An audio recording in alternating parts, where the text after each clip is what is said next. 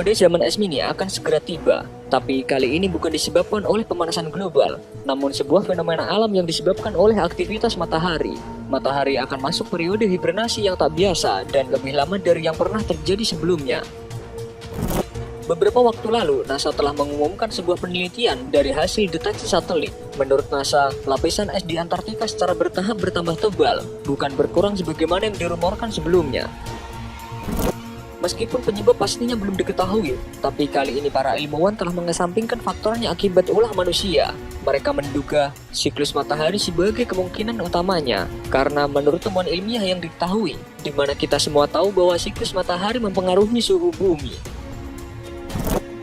Ada sebuah studi baru menunjukkan para ilmuwan telah menemukan sebuah metode yang digunakan untuk memprediksi siklus matahari dan memperingati kita semua bahwa matahari akan mengalami sebuah fenomena yang disebut dengan Maunder minimum pada periode tahun 2020 sampai 2030.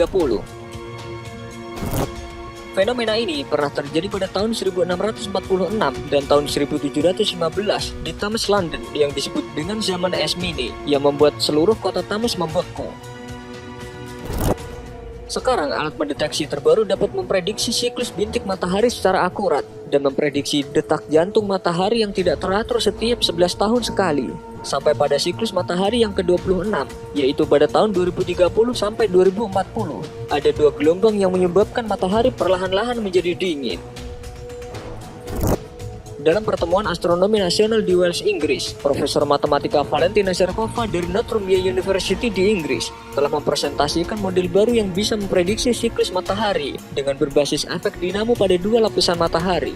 Valentina Shcherkova berkata, ketika dua gelombang bersatu dan membandingkan data-data dari siklus matahari, kita bisa menemukan bahwa hasil prediksi ini adalah 97% keakuratannya.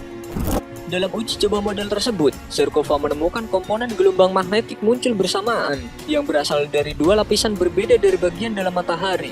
Peneliti mengatakan pada tahun 2030 mendatang, aktivitas matahari akan turun hingga 60%, sehingga bumi akan mengalami periode zaman es mini yang pernah dialami seperti pada tahun 1646 silam.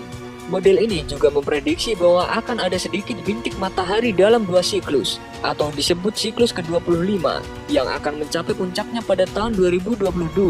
Pada siklus ke-26 juga akan terjadi antara tahun 2030 sampai 2040. Dua gelombang itu saling mencerminkan satu sama lain. Interaksi mereka akan merusak, atau mereka akan nyaris gagal satu sama lain. Akibatnya, gelombang magnetik dari kedua sisi akan sepenuhnya berbeda dan menyebabkan aktivitas matahari berkurang secara drastis. Menurut Valentina, ini akan menyebabkan bumi kembali mengalami masa es mini atau Maunder minimum seperti 370 tahun silam, yaitu pada tahun 1646 dan tahun 1715.